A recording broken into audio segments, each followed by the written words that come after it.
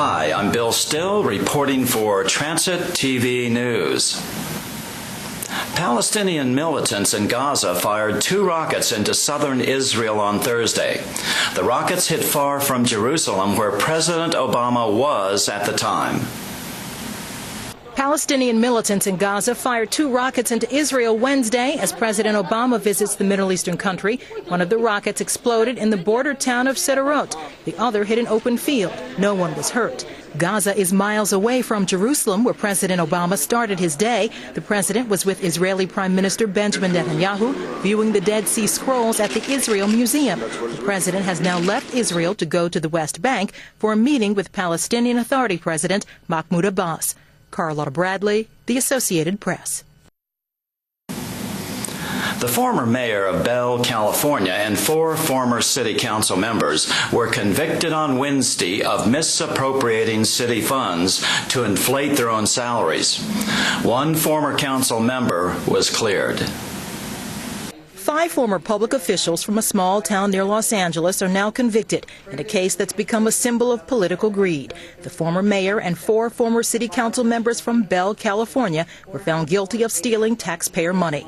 They used the cash to pay themselves salaries topping $100,000 a year for part-time jobs. Bell's new mayor says residents were stuck with a huge bill. The legacy is going to continue for many years because they took out a $150 million bond that people have on their property taxes. Jurors were ordered to continue deliberations after deadlocking on some charges. 1 former council member was found not guilty on all counts. I thank you for those who believe I was innocent, and I'll be there serving the communities as having a pass. The kids of Bell, the seniors, and everybody there, I'll be there as I always have. 2 more former officials are expected to go to trial later this year. Bell has 36,000 residents. 1/4 of the population lives below the poverty line. Carlotta Bradley, The Associated Press. The attorney who prosecutors say is behind a $300 million illegal gambling scam in Florida says he is not the ringleader of the Internet cafe operation and is only an attorney who gave legal advice. Jacksonville attorney Kelly Mathis, seen here walking behind his attorney, denies any wrongdoing in the charity gaming scandal that is unfolding in Florida and elsewhere. Last week, Florida's top law enforcement officials spelled out the operation, saying that Allied Veterans of the World was a fake charity and a front group for a $300 million illegal gambling operation.